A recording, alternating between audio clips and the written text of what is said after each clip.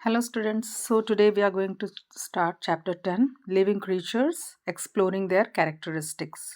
तो यहाँ हम जीव जंतुओं के बारे में पढ़ेंगे और उनके कैरेक्टरिस्टिक्स यानी विशेषताओं के बारे में थोड़ा और उस पर मतलब और फोकस करेंगे, उसके बारे में और जानेंगे, खोजबीन करेंगे. So let us begin. Avadi and Ayush go for a morning walk with their parents. Avadi notices some shells and tries to pick them up. अवधि और आयुष दोनों सुबह अपने पेरेंट्स के साथ में मॉर्निंग वॉक के लिए जाते हैं. एंड अवधि ने देखा वहाँ कुछ शेल्स है एंड उसे उठाने की कोशिश करती है. Her mother advises her not to do so and explains that the shell could be home to a living snail and is actually a part of its body. तो उसकी माँ ने कहा कि नहीं मत उठाओ उसे, क्योंकि हो सकता है वो स्नेल का घर हो, उसके अंदर स्नेल हो. Avadi and Ayush wonder how the shell that is not even moving could have a living being inside. तो उन्हें बहुत आश्चर्य होता है कि जो शेल हिल भी नहीं रहा है वो उसके अंदर कोई जीव कैसा हो सकता है. Later that day in school, Avadi and Ayush share this incident with their friends. और उसी दिन बाद में उन्होंने अपने दोस्तों से यही बात शेयर की. They approach the teacher to understand how a shell which is not even moving could be a body part of a living snail. तो उन्होंने अपने टीचर के पास गया और समझने की कोशिश की कि एक शेल जो है जो मूव भी नहीं कर रहा, हिल भी नहीं रहा, वो कैसे किसी स्नेल का बॉडी का हिस्सा हो सकता है. The teacher initiates a discussion in the class on living and non living. तो टीचर ने एक क्लास में डिस्कशन स्टार्ट किया कि जिसमें लाइफ है यानी लिविंग थिंग्स और नॉन लिविंग थिंग्स के बारे में. तो let us record. We are surrounded by numerous things. Just look around in your classroom and you may find many examples. The pencil that you are holding, the book that you are reading और the pigeon near the window. तो अपने school के आसपास या अपने classroom में अपने आसपास देखोगे तुम्हें बहुत कुछ नजर आएगा जैसे कि पेंसिल या बुक या चिड़िया जो खिड़की पे बैठी है. List them in table 10.1 and identify each of them as living or non-living on the basis of your understanding in column 2. And आप उनको ग्रुप कर सकते हो कौन सा लिविंग है कौन सा नॉन लिविंग है एंड किस आधार पर कर रहे हो आप बता सकते हो. जैसे कि पेंसिल है एक नॉन लिविंग चीज़. क्यों एक नॉन लिविंग चीज़ है ये आपको बताना है. बुक है तो नॉन लिविंग है, तो वाई इज इट सो, आपने उसे क्यों नॉन लिविंग कहा कि बुक खुद से मूव नहीं कर रहा, या किताब या पेंसिल जो है वो उनको भोजन नहीं चाहिए होता है, वो बढ़ते नहीं है साइज में ना, दे डोंट ग्रो. तो वैसे तो आपको लगा कि ये नॉन लिविंग है. उसी जगह में पिजन जो है वो लिविंग इसलिए है क्योंकि वो खुद से चल रही है, खुद से उड़ रही है एंड उसे खाना भी चाहिए, उसका साइज भी बढ़ रहा है. अब कार तुम बोलोगे कि भाई ये फिर क्यों नॉन लिविंग है, ये तो मूव भी कर सकता है. लेकिन कार खुद से मूव नहीं करता है ना, उसके इंजन की मदद से मूव करता है. और अब बोलोगे कि अच्छा जैसे हम लोग खाना खाते हैं कार को भी चाहिए पेट्रोल, या तो आप बोलोगे कि नहीं हाँ ये भी तो बहुत लिविंग की तरह ही लग रहा है. लेकिन नहीं, क्योंकि कार क्या ग्रो करता है नहीं. एंड और भी बहुत सारी विशेषताएं हैं जो हम आगे पढ़ेंगे लिविंग और नॉन लिविंग को, जो अलग अलग करता है. So plant yes, plant is a living thing है ना, क्योंकि प्लांट ग्रो भी हो रहा है. अब बोलोगे प्लांट तो मूव नहीं कर रहा है, लेकिन कुछ कुछ प्लांट्स मूव भी करते हैं. और सभी प्लांट्स में ना आप आगे पढ़ोगे कि किस तरह से उसका रूट जो है हमेशा धरती की ओर ग्रो होता है, कैसे प्लांट का जो ऊपर का हिस्सा है वो सूरज की ओर ही ग्रो होता है. कोई कोई प्लांट आप छुओगे तो उसके पत्ते बंद हो जाते हैं. कोई कोई फूल है सुबह खिल रहा है, शाम को वो बंद हो जा रहा है. जैसे कमल का फूल है ना, सुबह खिल जाता है, देन इन द इवनिंग वो क्लोज हो जा रहा है. तो यानी मूवमेंट नज़र आ रहा है. तो और भी बहुत सारी चीज़ आप इस लिस्ट में ऐड कर सकते हो with reason. What sets the living apart from the non living. क्या चीज़ है जो लिविंग को मैंने जिसमें जीवन है उसे नॉन लिविंग चीज़ से जिसमें लाइफ नहीं है उससे कैसे अगर अलग कैसे करता है. Why do you think A pencil is a non living but A pigeon is living. तो आपको क्यों लगता है कि पेंसिल एक नॉन लिविंग चीज़ है और जो चिड़िया पिजन है वो एक लिविंग चीज़ है. What do you think are the differences between the living beings and the non-living things according to you? What similarities to be identified living beings share with each other? तो यहाँ हम सब इन सब सवालों का जवाब जानेंगे कि क्या दोनों में अंतर है, क्या क्या चीज़ है जो सारे लिविंग बींग्स में आप देखोगे कि कॉमन है. You may have identified movement as one of the similarities among living beings. अब जिसमें भी जीवन है लिविंग थिंग्स में आपने एक चीज नोटिस किया होगा, movement. They all move, they all move on their own. वो मूव करते हैं और खुद से करते हैं. You have also seen cars moving on road. लेकिन आप कहोगे कि कार भी तो मैंने मूव होते हुए देखा है. Does it mean that a car is living? List the task that you can do but A car can not. अब बताइए कौन कौन सी चीज़ें हैं जो कार जो है वो नहीं कर सकती है लेकिन आप कर सकते हैं. जैसे आप ग्रो हो सकता है, आपका साइज, आप छोटे थे फिर बड़े हुए और बड़े हो रहे हैं, आपका हाइट इंक्रीज हो रहा है, वेट इंक्रीज हो रहा है. क्या कार का ऐसा हो रहा है? नहीं हो रहा है. आप सांस ले सकते हो, क्या कार सांस ले रहा है? नहीं ले रहा है. आप खुद से चल सकते हो, कार क्या खुद से चलेगा? नहीं, है ना. उसमें इंजन आपको स्टार्ट करना होगा तभी वो चलेगा. इंजन के बिना कार नहीं चलता है. ठीक है. एंड आपको भोजन चाहिए, कार को चाहिए क्या? नहीं. आप एक्सक्रीट करते हो, यानी आप जो खाना खाते हो उसका आप वेस्ट भी निकालते हो. कार में ऐसा नहीं होता है ना. एंड भी और पढ़ेंगे तो आप बता सकते हो कि क्या क्या है. Which characteristics help you in differentiating yourself from car? For instance, a car does not grow. Car grow नहीं हो सकता है. Does it mean it is a non living? Now which characteristics, तो इससे क्या पता चलता है क्या कार लिविंग है कि नॉन लिविंग है. Now which characteristics have you use to classify a car as non living? Continue your discussion in a similar way to identify essential characteristics of living beings. तो आप इस तरह से growth के बारे में या मूवमेंट के बारे में चर्चा कर सकते हो. और भी क्या क्या चीज़ है जो कार में नज़र आ रहा है, नया नज़र नहीं आ रहा है और लिविंग थिंग्स में नज़र आ रहा है, आप डिस्कस कर सकते हो. what are some common characteristics that make living beings very different from non living things? क्या क्या चीज़ें हैं, क्या क्या विशेषताएं हैं जो नॉन लिविंग थिंग्स को और लिविंग थिंग्स को अलग करती है? Let us learn about them. तो आगे हम पढ़ते हैं. Can we consider movement as one of the characteristics to differentiate between the living and non-living? क्या हम मूवमेंट को ले सकते हैं एक विशेषता जिससे कि हम लिविंग और नॉन लिविंग को अलग अलग कर सकते हैं? कर सकते हैं, है ना. List 5 things around you that you can move on, that can move on their own.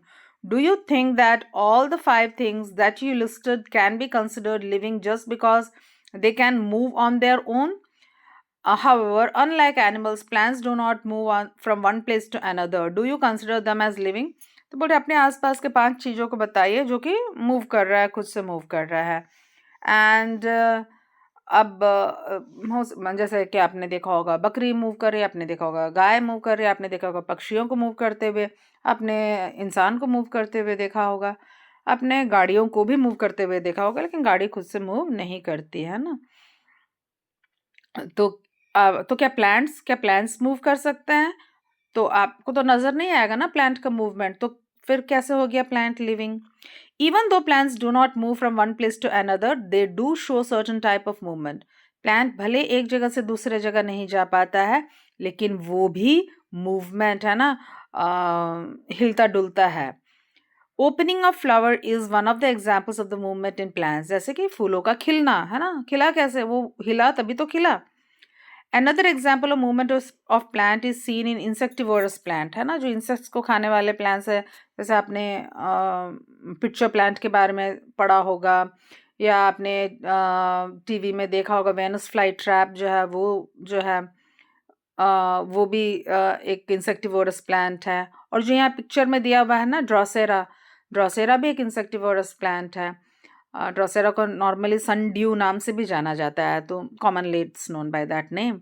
तो insectivorous plants are dependent on insects for their nutrition. जो इंसेक्टिवोरस प्लांट्स है जो इंसेक्ट को खाती है वो उस पर डिपेंड करती है न्यूट्रिशन के लिए.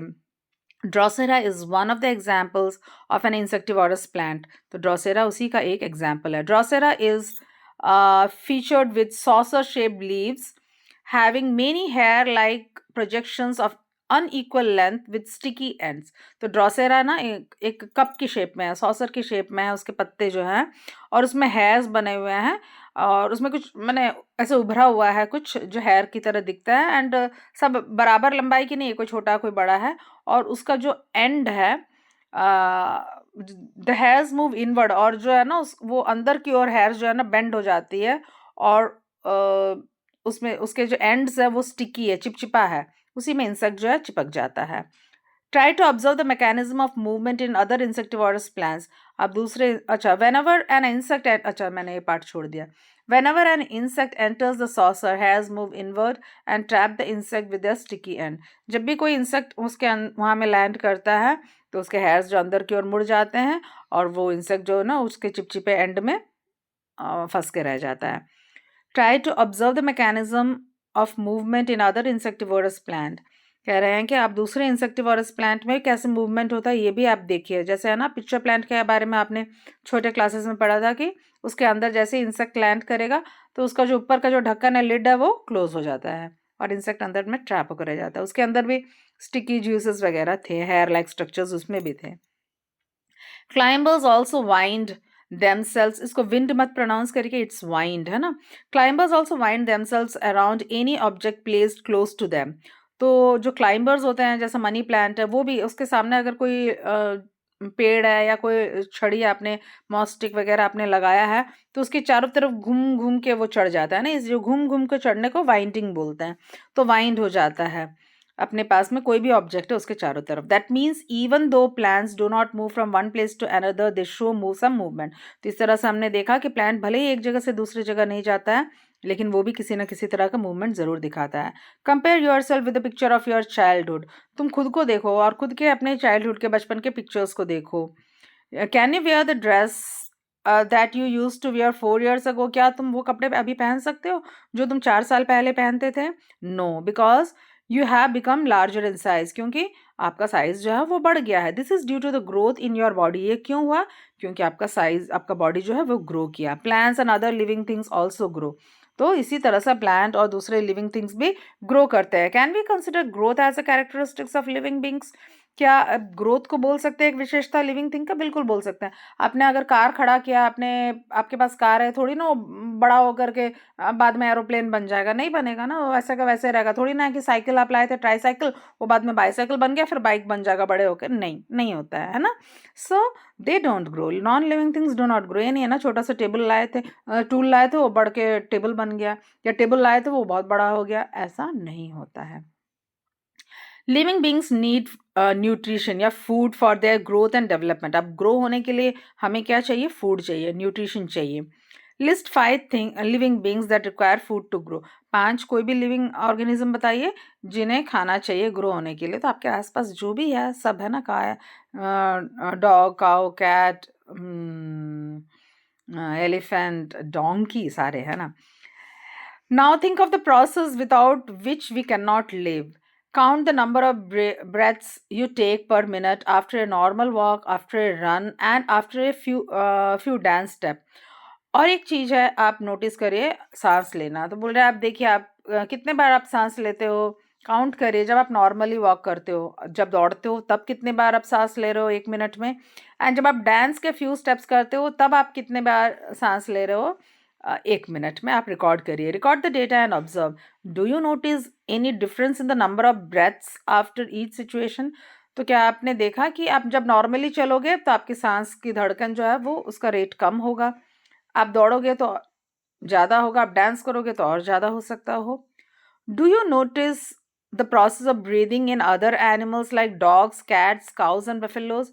क्या आपने देखा है अपने आसपास जो जानवर है जैसे डॉग, कैट, काउ और बफेलो, वो भी सांस लेते हैं? Notice the movement of their abdomen while they are taking rest. जब वो आराम कर रहे होते हैं तो आप देखो उनका पेट जो है, एब्डोमिनल रीजन जो है ऊपर नीचे हो रहा है, इससे पता चलता है कि वो सांस ले रहे हैं।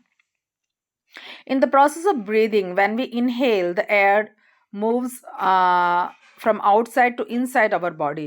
Breathing के दौरान जब आप इनहेल करते हो तो सांस अंदर की ओर आपके शरीर में जाता है। When we breathe out, जब आप सांस बाहर की ओर छोड़ते हो तो the air moves from inside our body to outside. तो हवा जो है आपके शरीर के अंदर से बाहर की ओर निकलता है। Breathing is a part of a process called respiration. तो ब्रीदिंग रेस्पिरेशन का एक हिस्सा है। रेस्पिरेशन में क्या होता है, आपका बॉडी ऑक्सीजन लेता है और ग्लूकोज को ब्रेक डाउन करके एनर्जी प्रोड्यूस करता है। तो ऑक्सीजन लेना यानी कि सांस लेना, तो ब्रीदिंग उसी का ही इसलिए बोलते हैं एक हिस्सा, it is a part of breathing, है ना। तो respiration it is a part of, sorry, respiration, breathing is a part of respiration, ठीक है। तो ब्रीदिंग और रेस्पिरेशन एक नहीं है। तो डू प्लांट्स ऑल्सो रेस्पायर, तो क्या प्लांट्स भी, उनको भी चाहिए ऐसे सांस लेना, ऑक्सीजन वगैरह, या तो हाँ, there are tiny pores called stomata on the surface of leaves. These pores help plants in taking air in and out.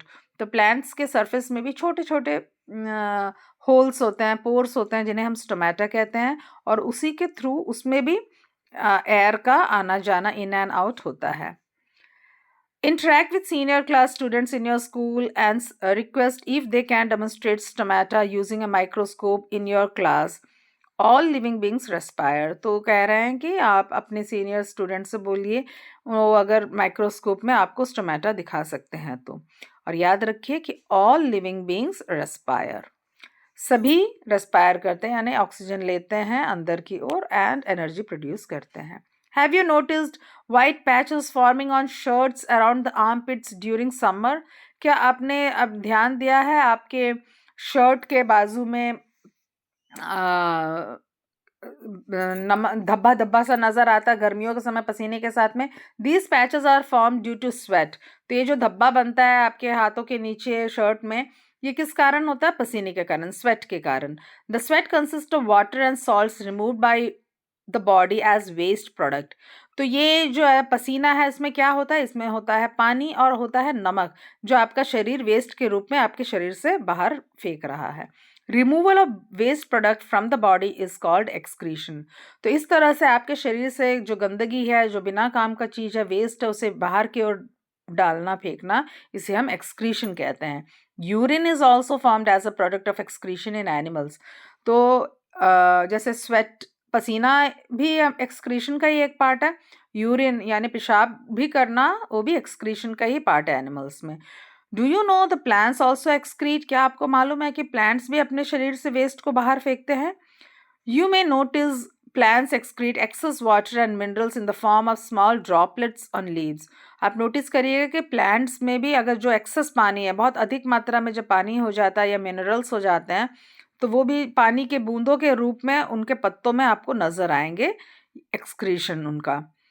For example grass and roses, all plants, यहाँ में जैसे घास में फोटो दिया है ना, बूंद बूंद है, वो ओस के बूंद नहीं है, वो प्लांट का ही जो वेस्ट है, उन्होंने एक्सेस वाटर जो उन्होंने निकाला है। तो ऐसे आपको घास में या रोज के पत्तों में भी नजर आएगा। All living beings excrete.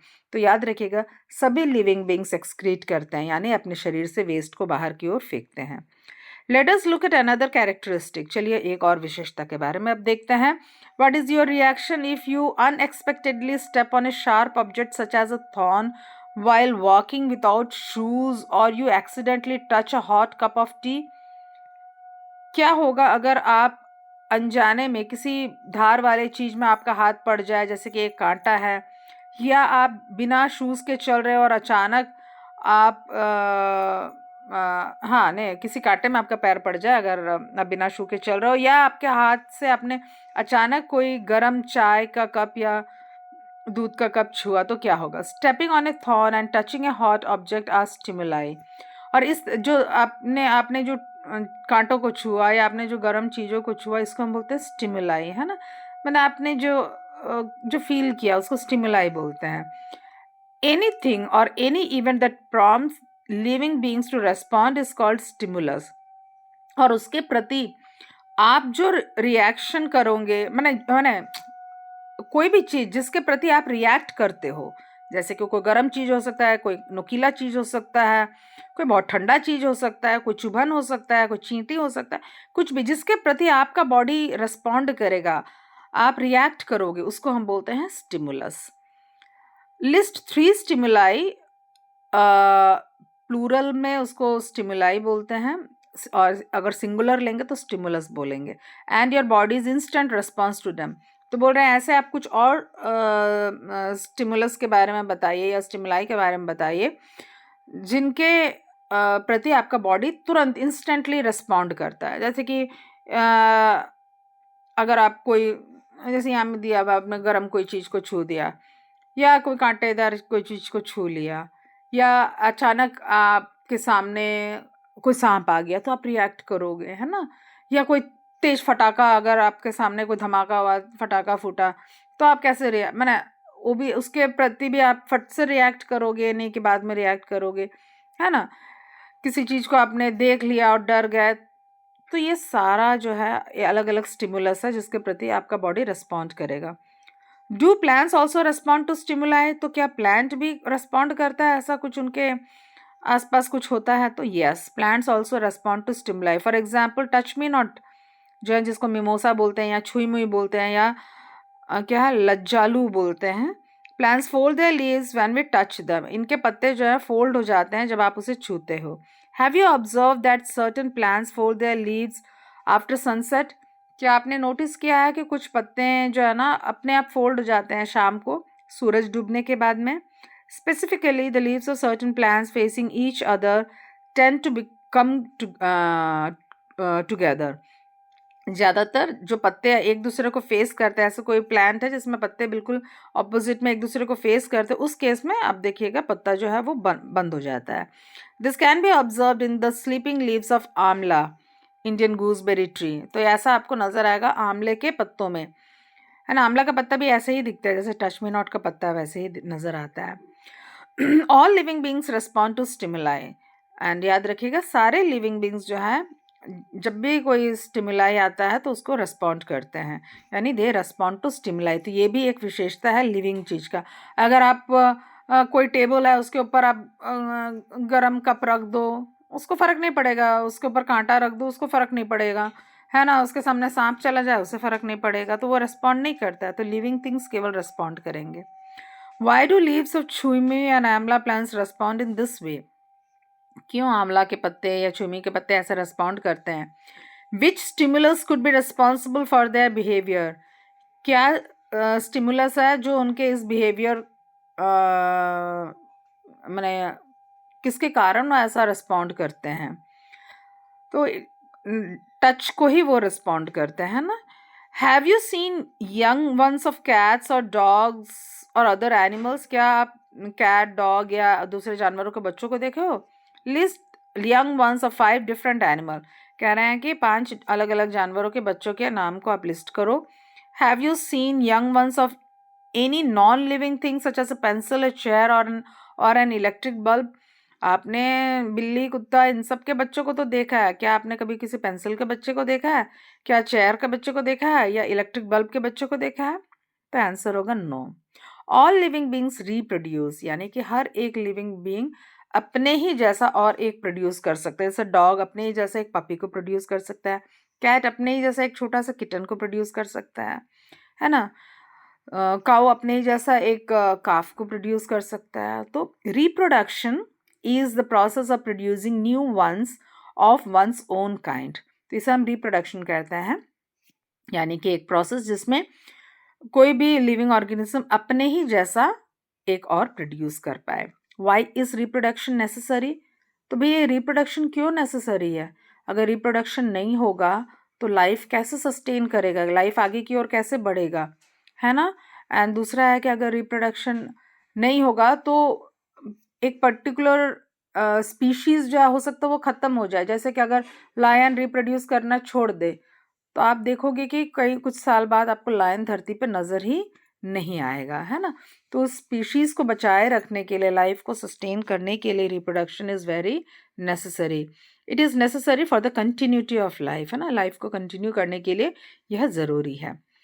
When a living being is not able to exhibit all of the above mentioned characteristics despite the availability of all resources like food, air and water needed for being alive, it is said to be dead.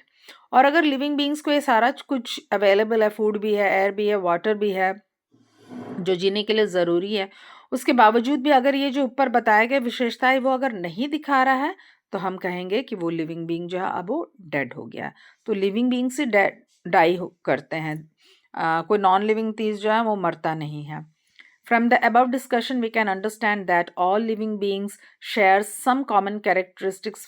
For example, और तो यहाँ में हमने इस lesson में अभी तक हमने सीखा कि क्या क्या विशेषताएं हैं जो सभी लिविंग बींग्स दिखाते हैं. जैसे कि all living beings show movement. तो नंबर 1 है कि सारे लिविंग बींग्स जो है मूवमेंट दिखाते हैं, चलते फिरते हैं, घूमते हैं.